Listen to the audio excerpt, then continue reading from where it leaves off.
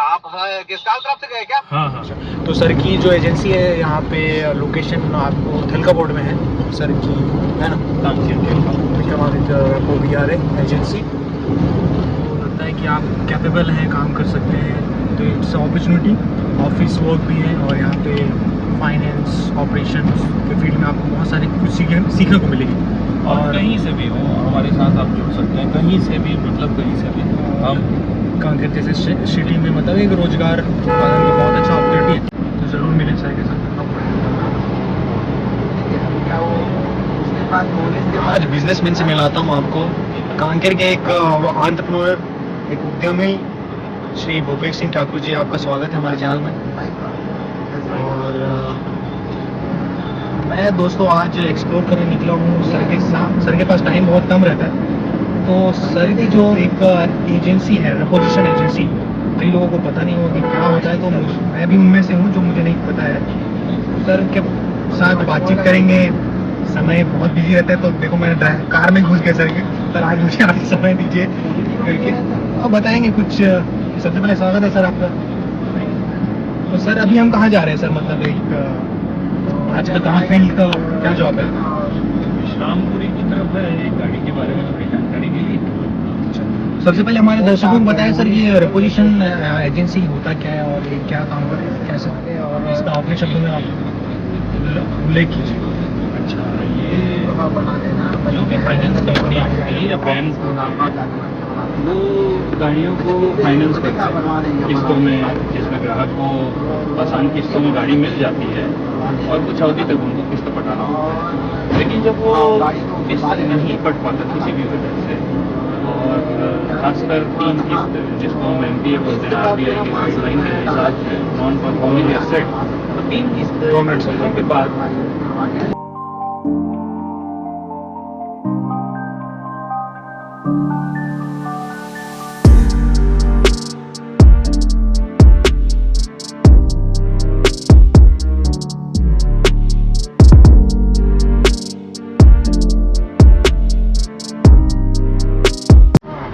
किस्तें टूटने के बाद फिर 3 किस्त तक तो कंपनियां मौका देती हैं, चाहे वो बैंक हो चाहे फाइनेंस कंपनियां हो, एनबीएफसी हो। लेकिन उसके बाद फिर उनको रेपो का एक प्रोसेस शुरू होता है वहाँ पे, गाड़ी को वापस पुनः अपने जब्ती में लेने का। तो उसके लिए थर्ड पार्टी एजेंसीज का उपयोग करती हैं। जनरली सभी कंपनियां या सभी बैंक यही करती हैं। तो ये सर आपने ये इंस्पिरेशन कहाँ से लिया, आइडिया कहाँ से आया? आपने कभी फील्ड में कितना वर्क एक्सपीरियंस कैसा था आपका, उसके बारे में बताएं। मेरा तो ऐसा है, बाई लक ही बोला जा सकता है, ऐसा कोई एक्सपीरियंस नहीं, ऐसा मेरे अंदर ऐसा जानकारी भी नहीं था। अच्छा। एक भाई साहब है हमारे आज के डेट में फाइनेंस इस सेक्टर में, मैं उनको अपना गुरु ही मानता हूँ। अच्छा। उन्होंने देखा मेरा कुछ काम चल रहा था वर्कशॉप का, और काफ़ी कमज़ोर था, बंद होने की स्थिति में थी। तो ऐसा बंद होने की स्थिति में ही मैं उस वर्कशॉप को 2 साल खींच लिया। तो जब बंद होने की स्थिति में पहली बार आई, तभी उन्होंने कहा था कि ये काम करो। मैं बोला नहीं होगा, संबंधों को अपन ताक में रख के कोई काम नहीं कर सकते। हाँ, लोगों को हाँ। ये लगता है कि थोड़ा सा ये वाला जब्ती, अगर थोड़ा सा हल्का शब्द यूज़ करूँ तो। और पिताजी हमारे, माताजी पिताजी टीचर्स हैं, बैकग्राउंड से हैं, तो सभी जगह उनका पहचान, तो वो लोगों भी के बड़ा बुरा लगता था। तो नहीं ऐसा टलते गया। 2 साल बाद वास्तव में सारा शक्ति लगाने के बाद भी मेरा वर्कशॉप बंद होने की स्थिति में, मतलब पूरा फाइनल बंद करने को आ गया मैं। तब उन्होंने बोला कि एक बार ट्राई कर लो, ऐसा कुछ नहीं है जैसा आप समझते हो। फिर मैं बोला चलिए ठीक है, देख लेते हैं।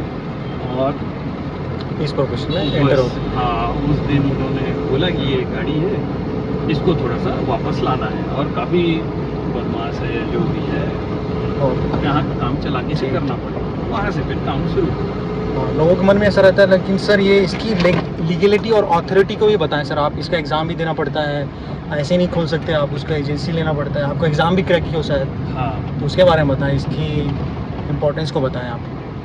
आरबीआई की जो गाइडलाइन कहती है कि DRA, डेब्ट रिकवरी एजेंट, इसका एग्ज़ाम पास करना ज़रूरी है। वो आरबीआई के ही अंडर रह के IIBF एक संस्था है, Indian institute of banking and finance, वो एग्ज़ाम लेती है DRA का। ये 6 महीने का कोर्स होता है, 6 महीने या कुछ घंटों में इसको पढ़ना रहता है, क्लासेस अटेंड करना ज़रूरी है, और हर स्टेट में लगभग केवल एक संस्था ही होती है जिसको इसका परमिशन मिलता है। जैसे तो यहाँ पे काम छत्तीसगढ़ में बिलासपुर में अच्छा के मिश्रा जी वो करवाते हैं, और वो ऑनलाइन ही होता है एग्ज़ाम, सिस्टम में बैठना होता है, 150-200 कुछ क्वेश्चंस आते हैं, फिर टिक मार्क रहता है ऑनलाइन। जैसे ही आप उस पेपर को सबमिट करेंगे आपका रिजल्ट आ जाएगा। अच्छा, उसमें 60 मार्क कंपलसरी था। जब मैंने एग्ज़ाम दिया मेरा 75 कुछ आया था। तो इसका कुछ फीस रहता है सर, ऐसा कुछ अमाउंट ऐसा? 6,000 के आसपास कुछ फीस होता है इसका। अच्छा अच्छा, इसमें टाइम ड्यूरेशन में ऐसा कुछ पीरियड नहीं रहता मतलब आपको? नहीं, 6 महीने रजिस्ट्रेशन उसको पहले कराना पड़ता है, उस रजिस्ट्रेशन के 6 महीने बाद ही आप एग्ज़ाम दे सकते हैं। और ऑनलाइन क्लासेस होती हैं, तो उनको पता रहता है कि आपने क्लास अटेंड किया कि नहीं। ऑनलाइन तो हर चीज़ आप करना है ऐसा? हाँ, वीडियो को चालू करके छोड़ना ही है कम से कम। आप वहाँ पे ब्लफ नहीं कर सकते मतलब? देखना है ठीक है। जिसको नॉलेज है वो तो ऐसे ही कर लेता है, बस वीडियो चालू हमारे वो सर- ऑन होना चाहिए, वो ड्यूरेशन आपको वहाँ पे बिताना है।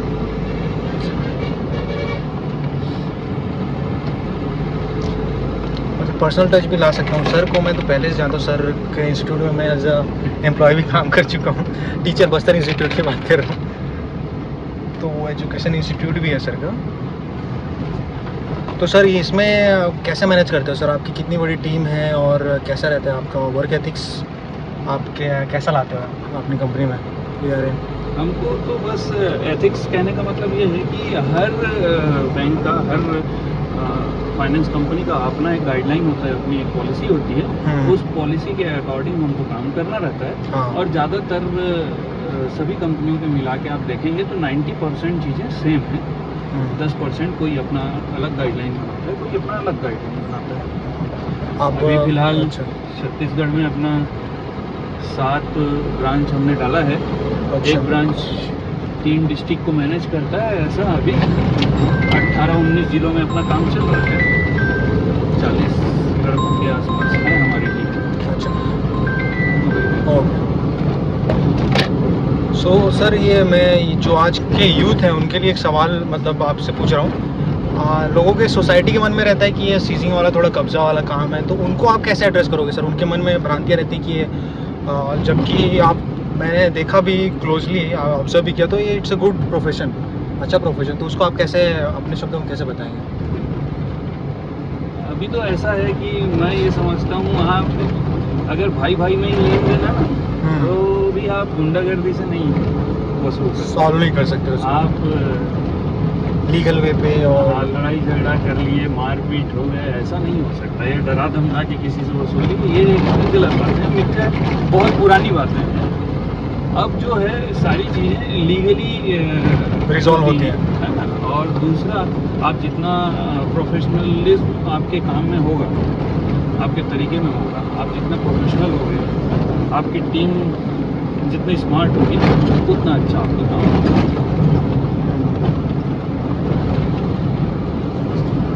तो सर एक मतलब एक तरह से रोजगार मतलब जो उपलब्ध लोगों को इस प्रोफेशन के बारे में ज़्यादा पता नहीं है लोगों को, है ना? हाँ, असल में क्या होता है पता तो है। देखो आज का जो ज़माना है, मुझे नहीं लगता कि कोई भी ऐसा एक घर होगा, ऐसा एक परिवार होगा जिसके यहाँ कोई छोटी मोटी चीज़ें फाइनेंस ना की। हाँ, हर तो चीज़ EMI में चल रहा है हाँ, मतलब। तो ये तो इम्पॉसिबल सी चीज़ें हैं कि नहीं पता होगा, पता है, लेकिन जो इसके लिए जो लोगों का माइंडसेट है, हाँ, जो अपने समाज मन में बिठाल के रखे हुए हैं, वो गलत है कि ये बहुत खतरनाक काम है, गुंडेगर्दी वाला काम है, दबंगई वाला काम है। ऐसा नहीं है, ये बहुत ही प्रोफेशनलिज्म काम बहुत है। प्रोफेशनल काम है। बल्कि इसमें आपको बहुत ज़्यादा अपने पर्सनालिटी डेवलपमेंट में ध्यान देना होगा, अपने स्किल्स में ध्यान देने होंगे। उसके बाद आप इस फील्ड में उतरेंगे तो बहुत बेहतर होगा, बहुत अच्छा करियर ऑप्शन है। और सबसे पहली चीज़ तो मैं ये भी बताना चाहूँगा, इन सबको छोड़ के अगर देखा जाए तो ये एक हम जो अपने देश के अर्थव्यवस्था में योगदान के लिए ये काम कर रहे हैं, ये समझ के चलिए। भाई जो भी फाइनेंस कंपनी है, छोटी मोटी जो भी बैंक है, वो कहीं ना कहीं RBI से NPA हो जाते, जो नॉन परफॉर्मिंग एसेट्स हो जाते हैं, तो RBI से या वर्ल्ड बैंक से या जैसा भी उनको पैसे लेने की जरूरत पड़ती है ना।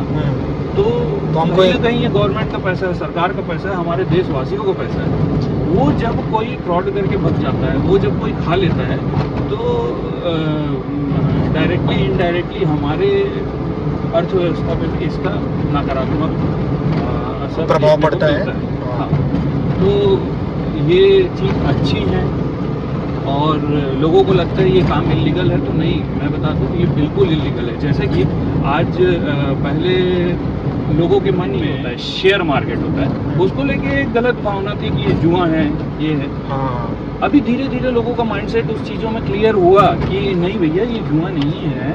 अगर आपके पास अच्छी नॉलेज है, अच्छी जानकारी है और आप इसको एज अ प्रोफेशन चूज़ करना चाहते हैं या as a part time passive income choose करना चाहते हैं, तो ये अच्छी चीज़ है, जुआ नहीं है पहला। तो दूसरा, ये भी देश के अर्थव्यवस्था में योगदान देता है। तो वैसे ही हमारा जो ये प्रोफेशन है, रिकवरी का, सीजिंग रिपोजिशन एजेंसी, एनफोर्समेंट का, सरफेसी का, ये सारी चीज़ें भी ऐसे ही है। देश हित के लिए ये काम किया जाता है। लाइव में ही जा रहे हैं और सर का आज फील्ड वर्क भी है, ये भी एक प्रोफेशन का पार्ट है ना सर? सर खुद काम करते नहीं है, सर के बहुत सारे जो एम्प्लॉयज़ हैं जिनको रेपो एजेंट कहा जाता है, तो वो लोग एक काम करते हैं, सीजिंग आप ये बोल सकते हो। तो एक तरह से रिकवरी करना, उनसे बात करना, जो क्लाइंट्स हैं जो अपना EMI नहीं पटा रहे, तो उनसे बातचीत करना, उनके लीगल्स नोटिस देना या एक तरह से इन्वेंट्री देना, बहुत सारी चीज़ें होती हैं। तो एक मैं आप सर हमको लाइव डेमो ही दिखा रहे थे, तो वही देखने जा रहे हैं रिकवरी अभी। तो सर इसमें कितने स्टेजेस होते हैं सर? मतलब एक तो लीगल स्टेज रहता है सबसे पहले, और ग्राउंड फील्ड, और उसके बाद ऑपरेशनल मैनेजर, ये सब चीज़ें। अब वो स्टेजेस इन शॉर्ट अपन ये समझ सकते हैं कि एक स्टेज आता है कि जब किसी भी उसमें 3 महीने का या 90 दिन से ऊपर जब केस टूटता है, तो NPA RBI के गाइडलाइन के हिसाब से वो NPA में आ जाता है, नॉन परफॉर्मिंग एसेट में। फिर उसके बाद वहाँ पे रिपोजिशन या एनफोर्समेंट की ज़रूरत होती है और उसके लिए कुछ कानूनी कार्रवाई की भी ज़रूरत होती है, जैसे उनको लीगल नोटिस भेजा जाना चाहिए। तो उसके अलावा फिर एम्पैनलमेंट होता है बैंकों के साथ हमारा, एजेंसियों का एम्पैनलमेंट होता है बैंकों के साथ, और हर पर्टिकुलर व्हीकल के लिए हमको ऑथराइजेशन लेटर दिया जाता है। साथ में LRN बोलते हैं, जो लीगल नोटिस उनको भेजा गया हो, कम से कम 3 लीगल नोटिस की ज़रूरत पड़ती है, उनके स्टेटमेंट की ज़रूरत पड़ती है। उसके बाद हमको थाने में सूचना देना पड़ता है और इस सूचना के बाद ही हम वहाँ उस केस में हाथ डाल सकते हैं, इन्वॉल्व हो सकते हैं। और जब ये केस सक्सेसफुली क्लोज होता है, उसके बाद फिर से हमको एक थाना में सूचना देना होता है। उसके बाद वो गाड़ी जो भी एक एम्पैनल्ड एजेंसी, एक वो भी होती है, यार्ड होती है जहाँ पे गाड़ियों को खड़ा करना होता है, वो भी कंपनी के साथ एग्रीमेंट होता है। वहाँ गाड़ी खड़े करके उसका इन्वेंट्री शीट बनता है कि भैया ये स्थिति में हमने गाड़ी को ला के यहाँ पे छोड़ा है। उसके बाद फिर बिलिंग प्रोसेस होती है, ऐसा है इन शॉर्ट। और मैं युवाओं से आग्रह भी करना चाहता हूँ कि ये बहुत अच्छा करियर ऑप्शन है।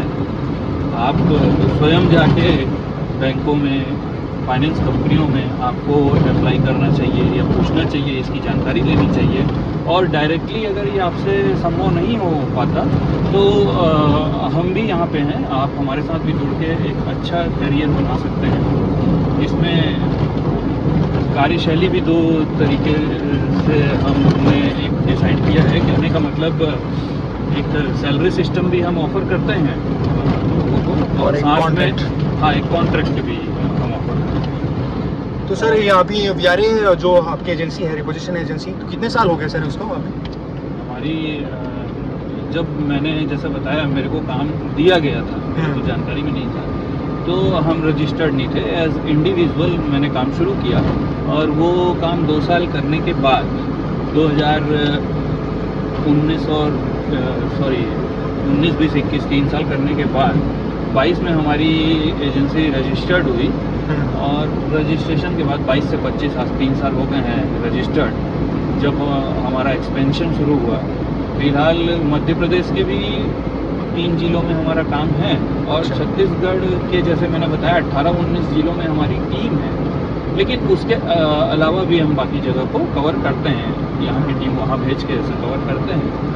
और जैसे मैंने बोला था, युवाओं से मेरा आग्रह है उनको जुड़ना चाहिए, एक बहुत अच्छा करियर ऑप्शन हो सकता है।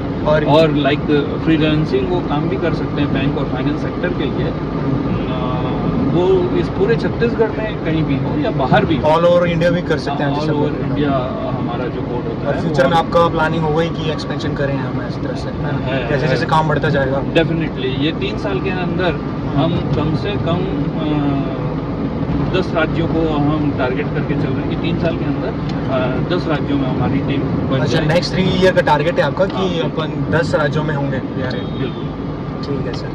सो हम आशा करते हैं कि जितने युवाएं हैं आप ज़रूर देखें, और अगर आपको लगता है कि आप कैपेबल हैं, काम कर सकते हैं, तो इट्स अपॉर्चुनिटी।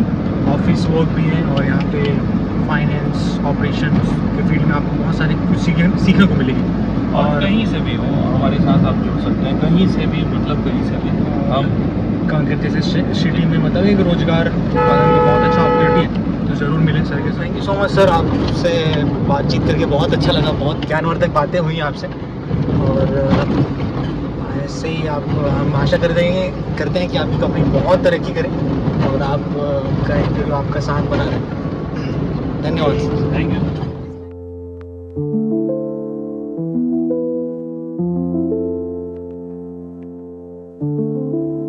मेरी भी यही कोशिश रहती है कि मैं कुछ ऐसे लोगों से आपको मिलवाऊँ जो कुछ अच्छा काम कर रहे हैं, कुछ इकोनॉमी में बूस्ट कर रहे हैं, कुछ रोज़गार उत्पादन कर रहे हैं, नेशन बिल्डिंग का काम है एक तरह से। सो आई होप आपको मज़ा आया वो वीडियो देखकर।